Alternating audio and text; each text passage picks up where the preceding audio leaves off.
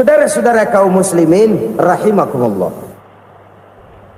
ujian yang terberat itu yang pernah diberikan kepada para nabi, para rasul, para aulia, para ulama. Makin tinggi keimanan, makin berat bentuk kesulitan. Ayo saya kemukakan satu contoh saja.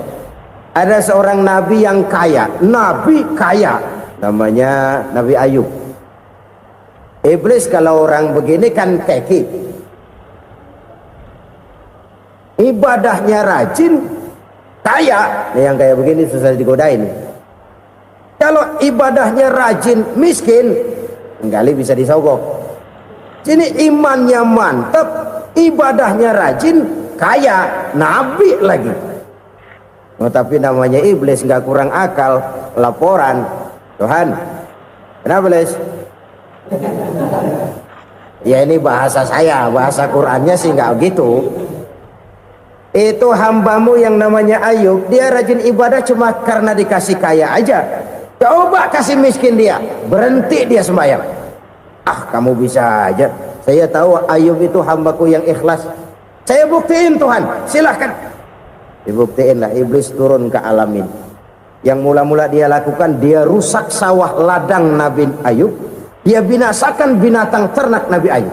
Sehingga dalam waktu singkat, jatuhlah Nabi Ayub dari orang paling kaya jadi orang paling miskin. Beliau masih ibadah di mihrab dalam masjid, datang iblis. Saudara Ayub, ya, lagi ngapain? Ibadah.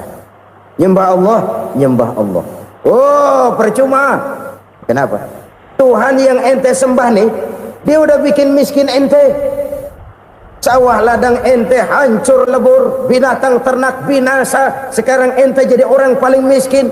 Ngapain nyembah Tuhan kayak begitu? Tekor. Udah berhenti dah ibadah, berhenti ibadah. Ini iblis sama Tuhan laporannya lain, yang dikerjakan kepada Nabi Ayub juga lain. Benar begitu iblis, kata Nabi Ayub. Iya, sawah ladang saya habis, buras. Binatang ternak saya binasa, binasa. Saya miskin, bangpak. Apa jawab Nabi Ayub? Bukan innalillahi, ini hebat. Alhamdulillahillazi a'tani wa akhza minni. Segala puji bagi Allah yang telah memberikan harta kepada saya dan sekarang mengambilnya lagi. Alhamdulillah.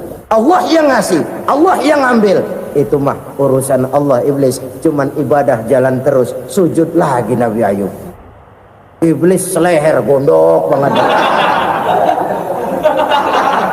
Dasar nabi nggak mempan dia apa-apain. Miskin malah alhamdulillah. Allah yang ngasih, Allah yang ambil. Jadi kalau kita tidak komit, kita tidak terikat kepada kaya, miskin, senang, susah, apa yang bisa bikin kita susah?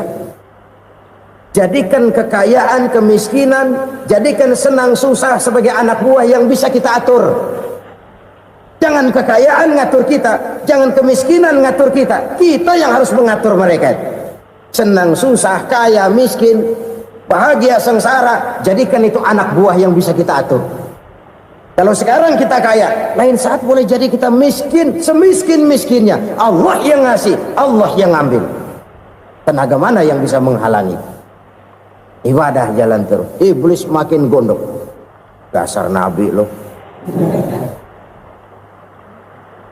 Akhirnya apa? Nabi Ayub dikerjain, diberikan penyakit. Demikian fatal penyakitnya. Bayangin, udah miskin sakit.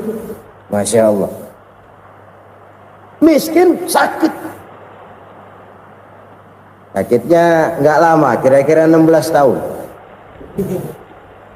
Istrinya 3, 2 mental minta ceraiin.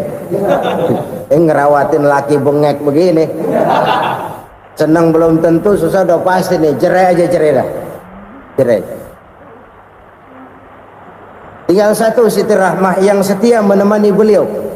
Sesetia-setianya hati perempuan. Satu saat Siti Rahmah bilang, "Bang, iya, abang kan nabi bang. Lalu namanya nabi kan doanya jarang meleset bang. Maksud kamu minta kenapa sih sama Tuhan biar abang sembuh baik dah bang?" Siti Rahmah, iya. Saya sakit berapa tahun sih dah? 16 tahun bang. Sebelum ini saya sehat berapa tahun? Ya kira-kira 60 tahun bang. Nah coba ente banding-bandingin Rahmat. Saya dikasih sehat 60 tahun, dikasih sakit 16 tahun, sudah nggak sabar mau doa kepada Allah minta sembuh. Saya malu kepada Allah.